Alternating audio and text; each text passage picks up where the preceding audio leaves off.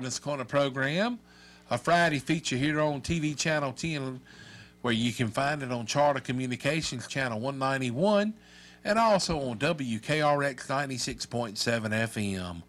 My name is Rob Hall. I welcome you into the Gardener's Corner program. We're brought to you today by T.G. Brooks Company, Sandline Golf Cars, and 501 Flea Market. Our resident expert is Mr. Carl, the Big Kahuna himself, Cantaloupe, of the North Carolina Cooperative Extension Service. Good morning to you, my friend. Good morning to you, Rob. Nice to be here. It is a nice day to be here. And you know, Carl, I think the weather's going to change over the weekend. I think going to today get colder. Yeah, is supposed to be the last day that we have in the 70s for quite some time.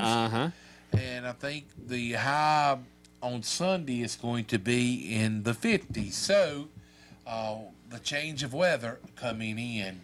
But we are live in the studio today. So if you've got a question for Carl, if you could call us here at the radio station, 336-599-0266. But if you will, hold off a couple of minutes before you call, because I just thought of something. We have not plugged our phone system in yet to where we can get on the air. Well, you can always use two soup cans and a string. Anyway, I just realized that when I looked over at the wall. But by cracky, it's plugged in now. Don't you just love live TV and radio? So we're ready to go. So if you've got a question for Carl, 336-599-0266. Again, 336-599-0266. And if you ever wonder if we ever fly by the seat of our pants, we actually do. We're gonna jump in, and we're gonna be talking about more or less looking back to the past. And what we mean by that is how you can kind of look back over this past gardening season and see how you kind of fared. Did you do as good as you was hoping to? Did you not do so good? Well, Carl has some solutions to maybe some problems that you was experiencing, to where you can maybe be better prepared for next year. That's right. And starting out in the early spring, you might have experienced this, where you had some vegetable seedlings dying right after they started to emerge from the ground, and this is most likely to occur with vegetables like peas, beans, vine crops, which are cantaloupe, cucumber, watermelon, squash, and sweet corn. And the presence of soil-borne fungi, along with planting in cold, wet soils, are the main causes of seedling death. So don't plant too early, especially vegetables that need a warm soil temperature. You know, this situation usually can be avoided by planting fungicide-treated seeds in warm soil. And most seed companies do pre-treat the seed with a fungicide, and that has it right on the seed packet. Do not use for food, you know, seeds that are treated with fungicide. So plant on at the right date. Another thing that happens when that causes early seedling death is that in your garden, if you have organic matter that has not properly decomposed, and it's still in a condition, in a rough condition, this is a good environment for the seed corn maggots to lay their eggs. They like to lay their eggs in undecomposed organic matter. And then the eggs hatch into larvae, and of course the larval stage of a fly is called a maggot. So you have these maggots emerging, and then they will actually tunnel into the seeds, and they'll eat out the embryo, and the seed won't come up. Well, Carl, I know some people like to carry seed over from year to year. Right. And you may be planting some varieties of things. I know we've got one listener that plants the citron, and these seeds have been saved year to year. Now, if you're planting something, a variety of something that seeds are not available, that's the only choice you have. But given the choice, you need to buy seed from a more or less a seed producer each and every year, correct? That's right. Now vegetable seeds vary in their viability. That means how long they'll stay viable. If you don't use the seed. Now, most vegetable seeds are viable for about 3 to 5 years, with the exception of onion and sweet corn. Okay. Onion and sweet corn only have about 1 year viability. So with those, you definitely have to buy, you should buy fresh seed every year. And if you do save seed, one precaution is when you sow them outside, just sow them thickly, more thickly than you would normally, to account for any loss in percent germination rate. Well, Carl, I've heard people say when planting, if you have any seed left over, store them in the freezer. You can. Is that a good idea? You can. You have to be sure that the humidity is low wherever you store them. You don't have to store them in the freezer. You can actually store them in a glass jar with a tight lid. And in order to make the environment in the glass jar dry, you can take some powdered milk and just pour out some powdered milk in a tissue, Kleenex tissue, or facial tissue, I should say. Pour it out in the tissue and then staple it together. So you're actually making a pouch that has powdered milk inside the facial tissues. Put that in the jar along with the seeds, and that will act as what we call as an anti-desiccant. And So the powdered milk will absorb the moisture. that exactly right. Yeah. Well, Carl, for those that may be saving carry-over seeds, and this would be something we can maybe talk about, late winter, early spring, is it necessary to maybe do the wet paper towel test on some of the seeds? Sure, you can calculate very quickly a percent germination based on how many seeds germinate. And the one method, maybe I should get, I'll try to find some slides of this. It's called the ragdoll procedure, which you take a roll of paper towels, and you lay maybe a 4 or 5 foot long sheet on the table, and then fold up the end of it maybe 3 inches, so you make like a cuff, and then you put the seeds in that cuff. You wet the paper. Actually, you still leave it dry. Put it in the cuff, then roll it up so that it's standing up and down, and then you dip that cuff into a dish of some kind, and then it absorbs it'll take up the water, and then after a few days, take it out, unroll it, and check how many seeds have germinated. Okay, so if you're one that is saving seed, that would be a way, because if you kind of do a self germination of the seeds, a test on your own, if you don't have many seeds to come up that way, you're better off to go ahead and get fresh seed to go ahead and plant. That's right. That way you won't be doing extra work. Mm-hmm. Also, we'll get back into the topic at hand. Received a newsletter last week from the Cooperative Extension Service, and Carl and I have been talking about, pretty much every show we make mention of do soil samples. The soil samples, once you collect your soil samples, turn them into the Cooperative Extension Service, and they will send them off to the North Carolina Department of Agriculture, and they will do the soil analyzation test free of charge, and then you get your results back on the recommended amount of fertilizer and or lime that you may need for whatever particular crop you may be planting. And as we have said numerous times, Thanksgiving is the deadline for the free soil sample test. But in the newsletter from the Person County Cooperative Extension Service, they asked that if you have any soil samples, please turn them in to the Person County office by November the 18th, and that will give them time to get them delivered to the Department of Agriculture. So again, if you are going to rely on the Cooperative Extension Service of Person County to get your soil samples to the Department of Agriculture for you, please have them in the Person County office by November the 18th, and I'm thinking that may be a Wednesday. Okay. So you still got, well, here it is today, November 6th, so you got 12 days more or less to get your soil samples turned in. Right. So, and another thing that we have not talked about the last few weeks, partly because I didn't know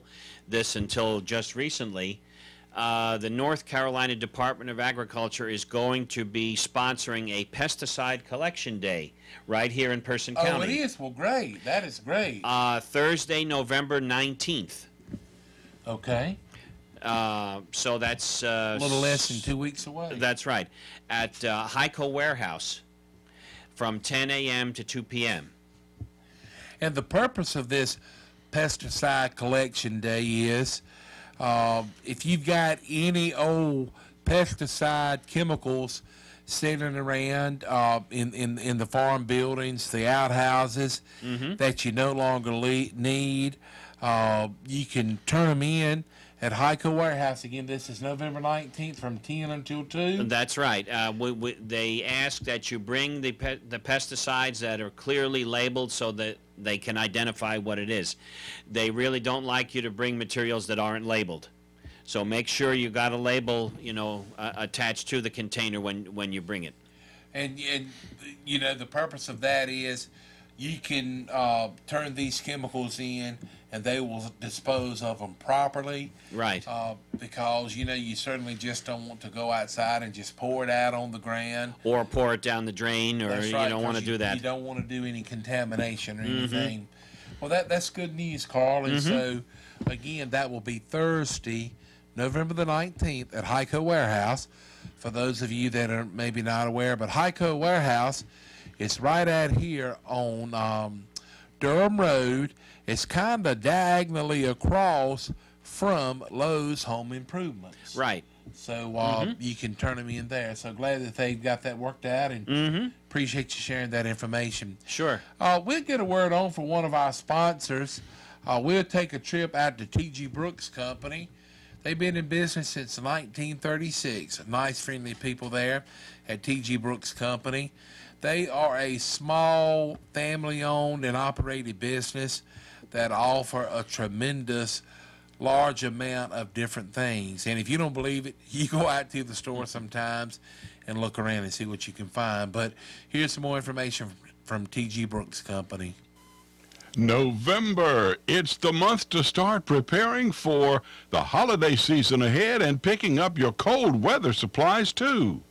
Time for wood stoves. It's also time for your Thanksgiving and Christmas hams. We're talking about the famous T.G. Brooks Company old-time cured country hams. People come from miles around to get one of these hams. It's also the time to do last-minute lawn preparation. On some of these warmer days, you can still utilize that day to spread seed, fertilizer, and spruce up. Then next spring, your yard will have a head start. Right now, the leaves are coming down. Remember T.G. Brooks Company for your rakes, tools, and needs for the lawn. T.G. Brooks Company for your turkey cookers. And they also have the racks, thermometers, cooking oil, and all the instructions that you need. All you need is the turkey. T.G. Brooks stocks pots and cast iron and aluminum pots and double gas burners. Cold weather means a check on your stovepipe and pipe fittings, 6-inch and 8-inch, and they have stove mats also. Check out the new Comfort Glow infrared quartz heaters for that extra warmth, and they are fan-forced for wide heat dispersion. Always keep the pets in mind with cedar shavings. Keep them cozy on these cold nights. T.G. Brooks has wood splitters, wedges, axes, and mauls, and plenty of gloves. Don't forget the bird seed available in 25 and 50-pound bags, and sunflower and black oil seed in stock. Each evening you'll love a steak.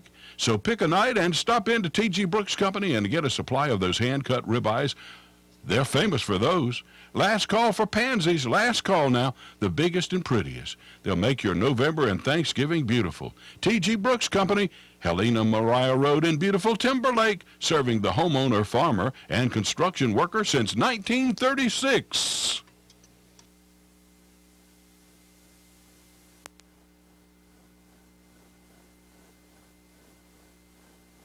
We are back on the Gardener's Corner program. My name is Rob Hall, Mr. Carl Cantalupi, our resident expert of the Cooperative Extension Service.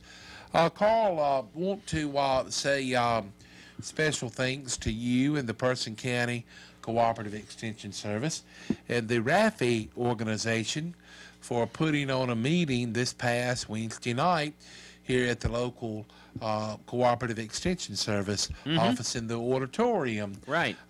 Miss Jean Andrews with the RAFI organization came out and made a speech, and it was a gentleman, I cannot remember his name. Oh, from North Carolina Tobacco Trust? Yes, sir. Jeff Jennings.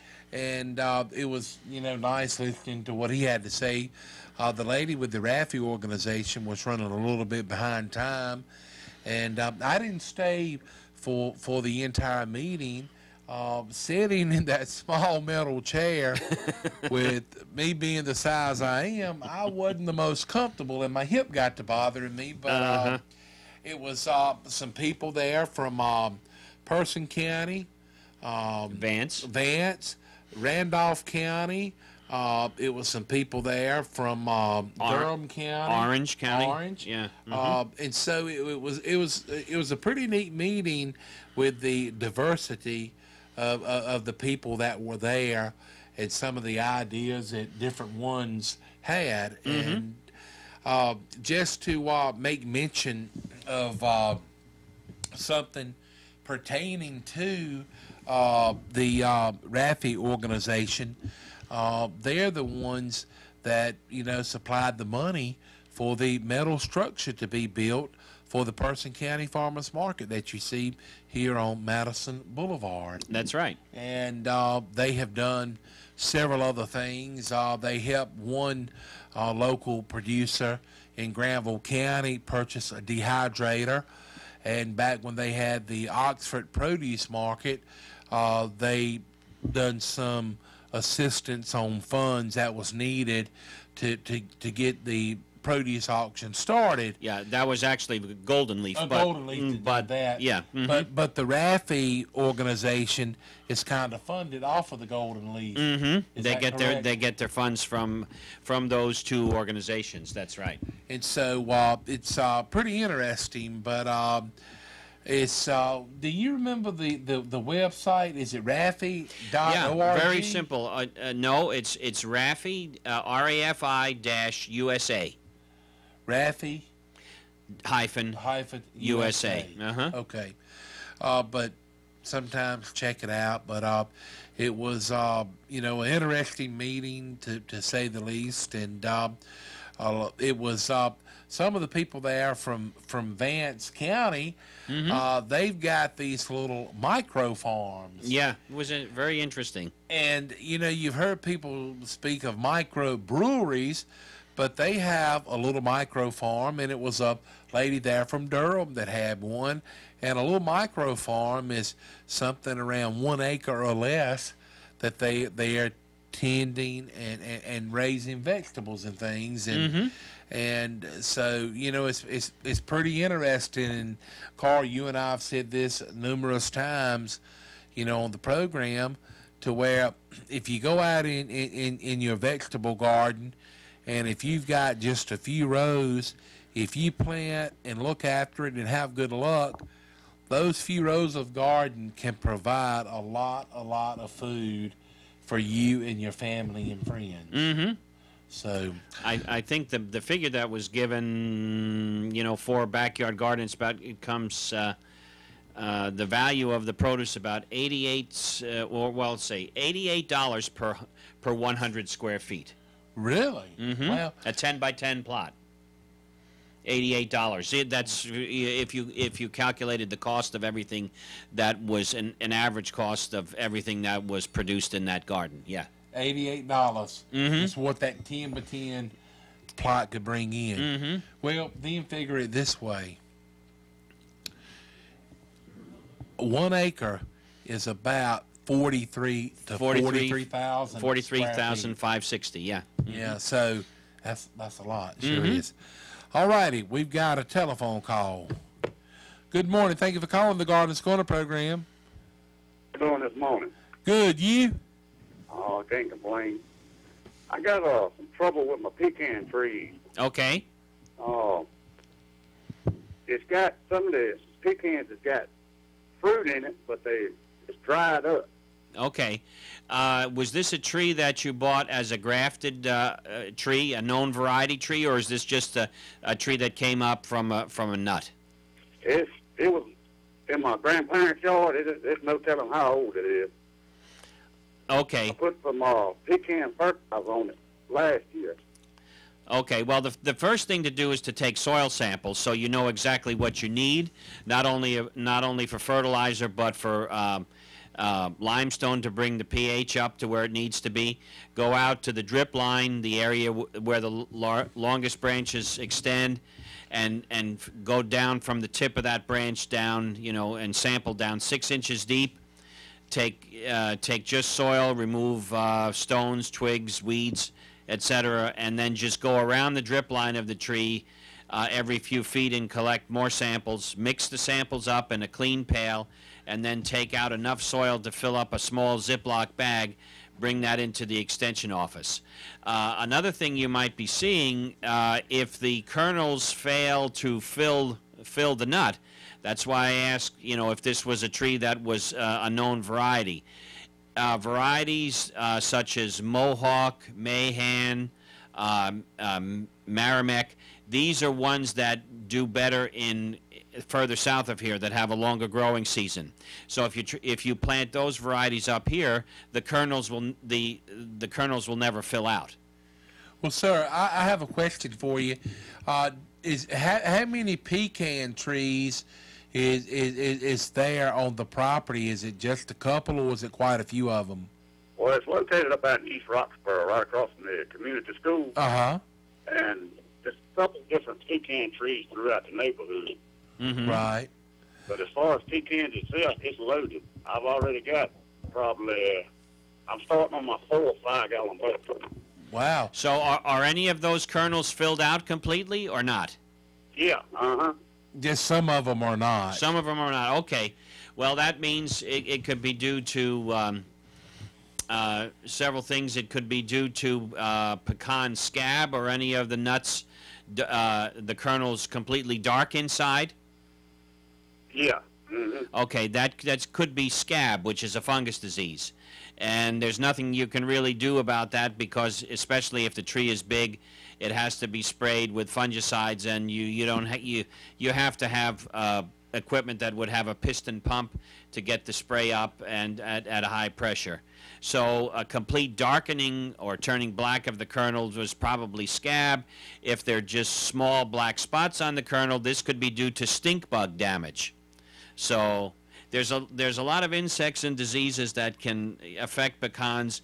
Problem is, with homeowners that have large trees, you're just going to have to accept whatever you get from year to year. That's basically all there is to it. Because it is hard in these larger trees to spray the fungicides and things like that. Right.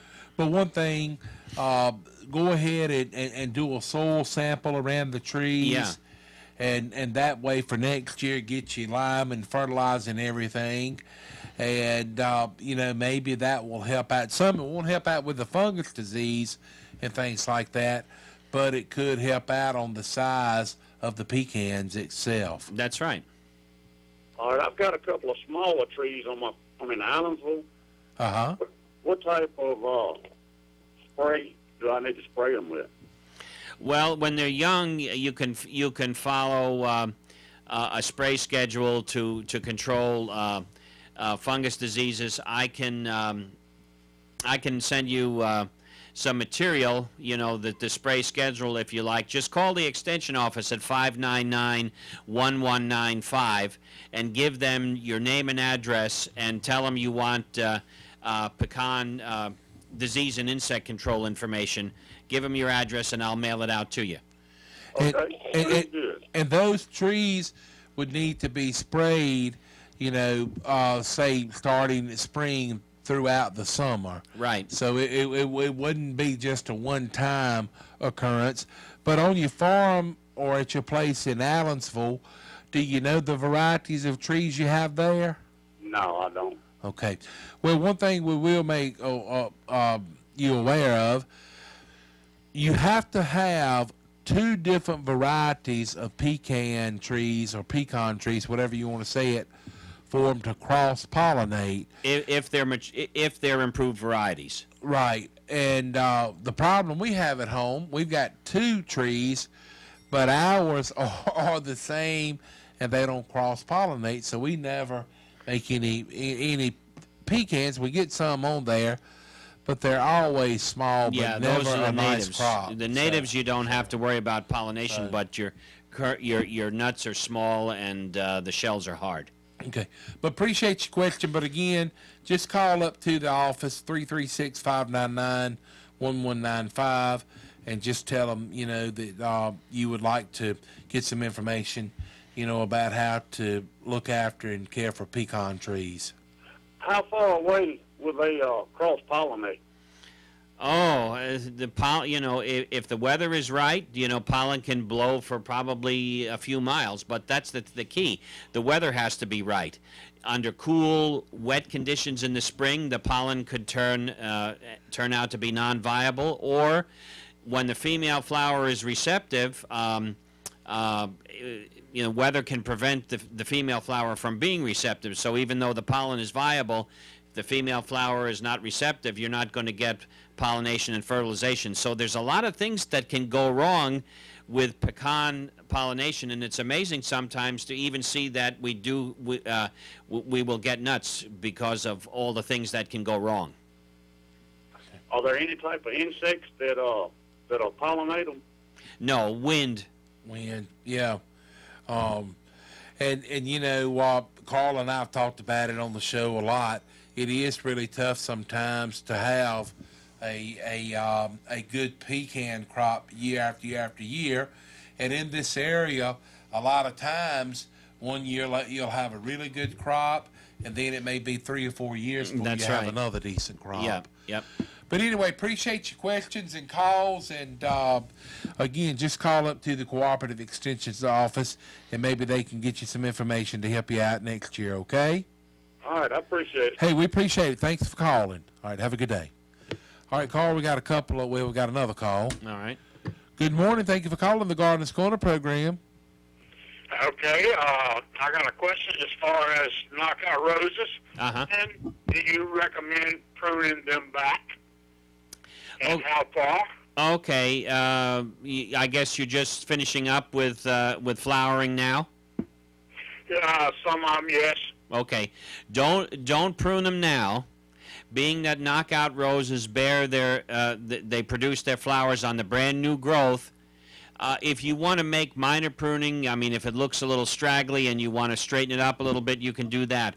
But don't do any severe pruning now.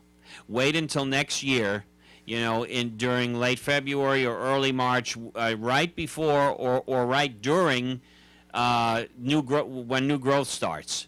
You don't want to do it now, because then you'll get winter injury on what you leave behind. Okay. I appreciate it. That's all I need to know. All right. Appreciate your call. Thank you. So again, with the knockout roses, just if you want to do just a little small pruning right now, you can, but nothing major. Right. But then in the spring, when the new growth starts, go ahead and do your pruning. Exactly. And again, it depends on the variety of roses that you have, is the time to prune them.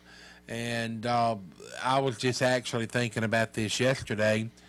We've got a few rose plants in our yard of bushes, and they still have a few blooms on them. And they are going to need to be pruned back, but I don't have any idea the variety of them, Carl. Do they bloom all summer long or They just do. once? Okay. Yeah, well, then you can do the same for those too. In the spring. Okay. All right, let's get a word on for 501 Flea Market. They will be open tomorrow and Sunday. So if you get the opportunity, shop with the indoor vendors at 501 Flea Market. You know, the Christmas shopping season will be here before you know it. A lot of people have already started Christmas shopping. And if you make a trip to the 501 Flea Market and visit with the indoor vendors, you may find a unique gift there that you may not find anywhere else. Here's some more information about 501 Flea Market. If you're looking something to do this weekend, why not make a trip out to 501 Flea Market and shop with the indoor vendors? They've got a huge selection of items indoors at the 501 Flea Market, located 2285 Durham Road across from KFC. They're open Saturdays 7 a.m. until 2 p.m., Sundays 8 a.m. until 2 p.m. The indoor vendors at 501 Flea Market has antiques, books, coins, collectibles, clothing items, fresh produce, furniture, Hot Wheels, incense, jewelry, knives, movies, both DVD and VHS.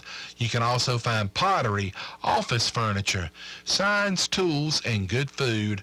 Something for all ages can be found indoors at the 501 Flea Market. No matter what the weather may be, you'll find it delightful inside of the 501 Flea Market, located 2285 Durham Road across from KFC. Open Saturdays 7 a.m. until 2 p.m., Sundays 8 a.m. until 2 p.m. It's a 501 Flea Market indoors this weekend.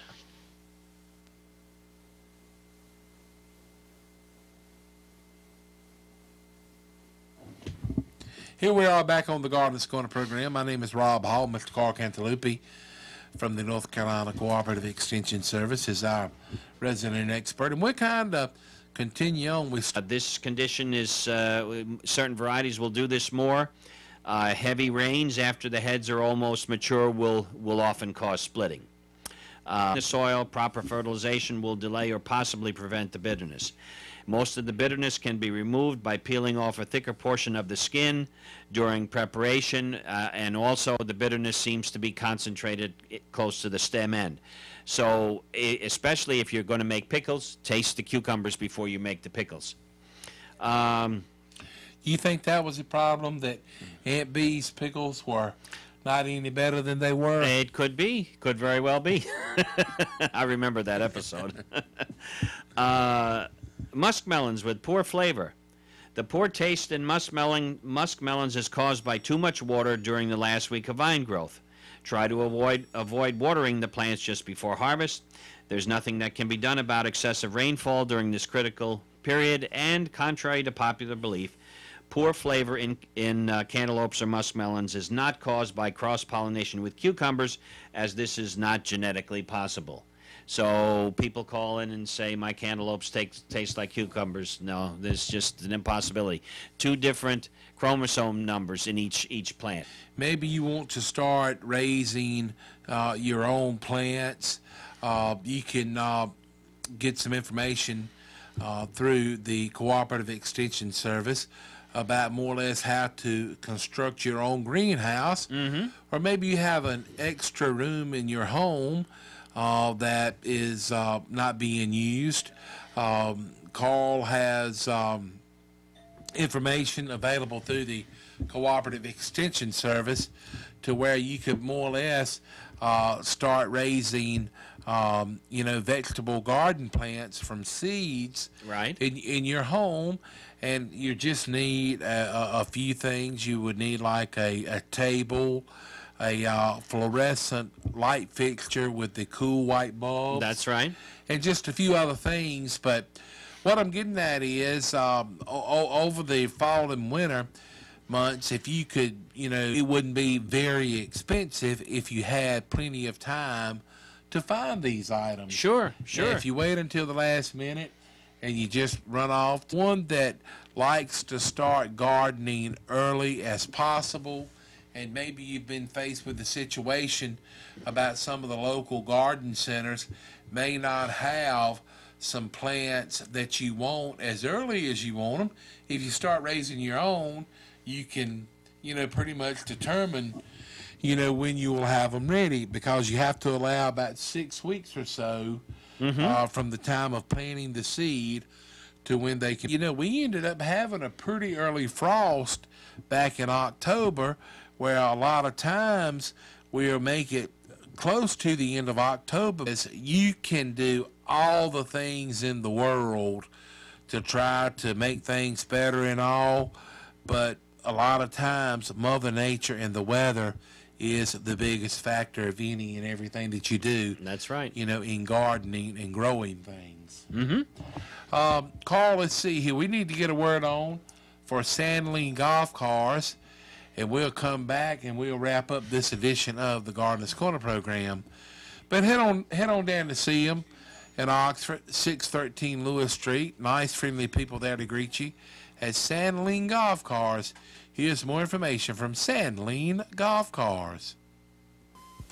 Are you in need of a trailer? Sandling Golf Cars has master tow utility trailers and tow dollies, dump trailers, and equipment trailers up to 32 foot that can handle 20,000 pounds by load trail.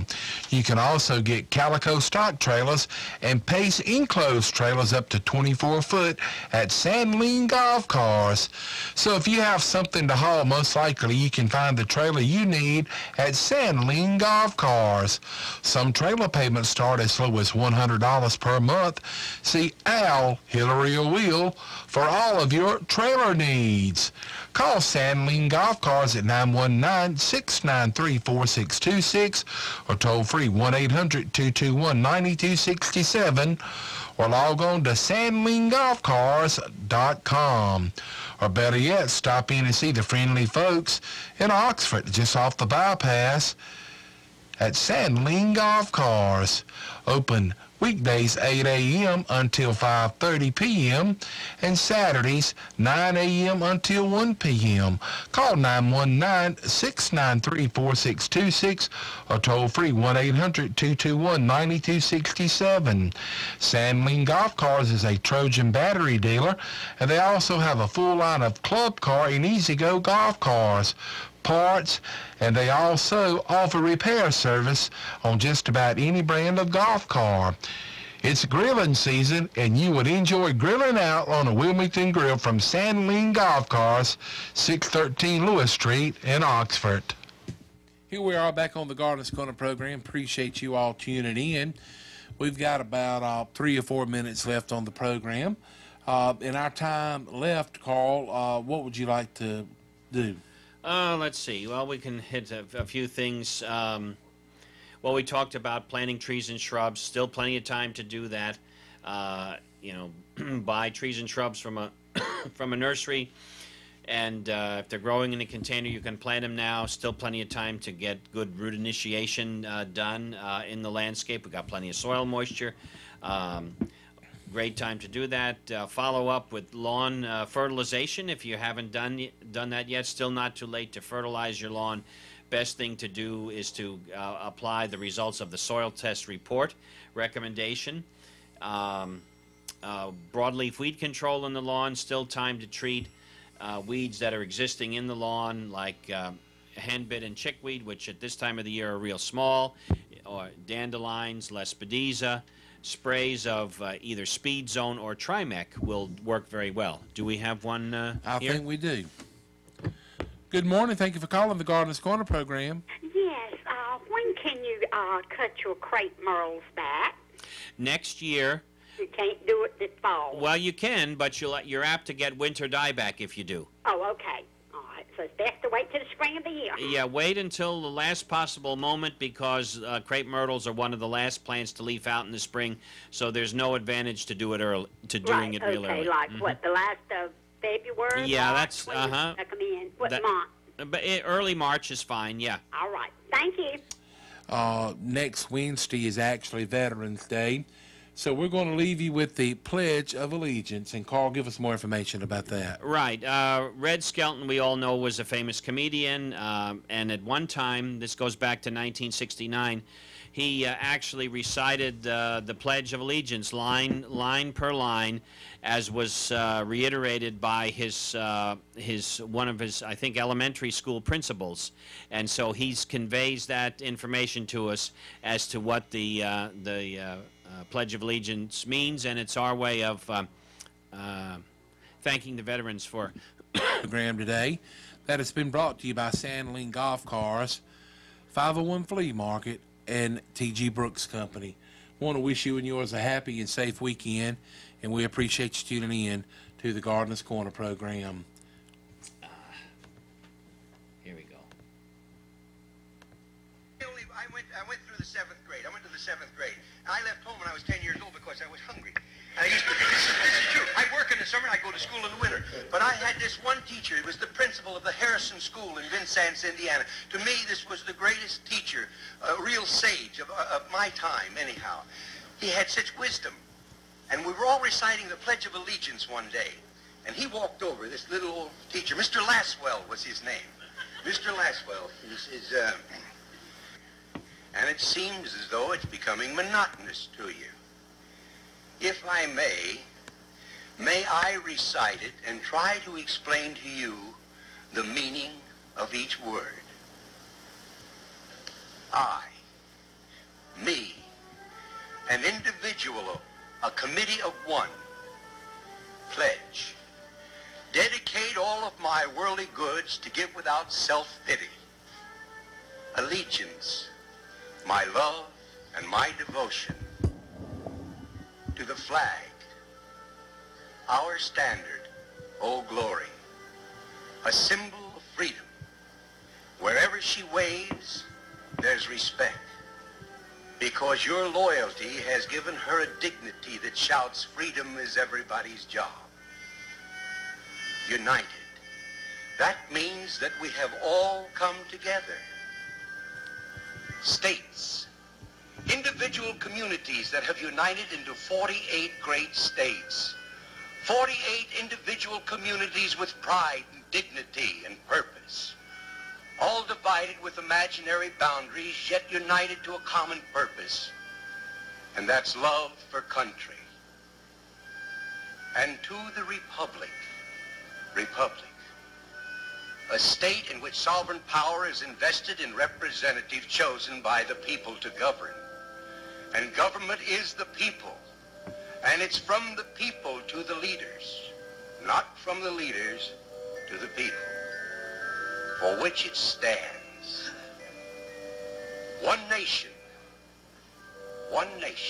meaning so blessed by God, indivisible, incapable of being divided, with liberty, which is freedom, the right of power to live one's own life without threats, fear, or some sort of retaliation.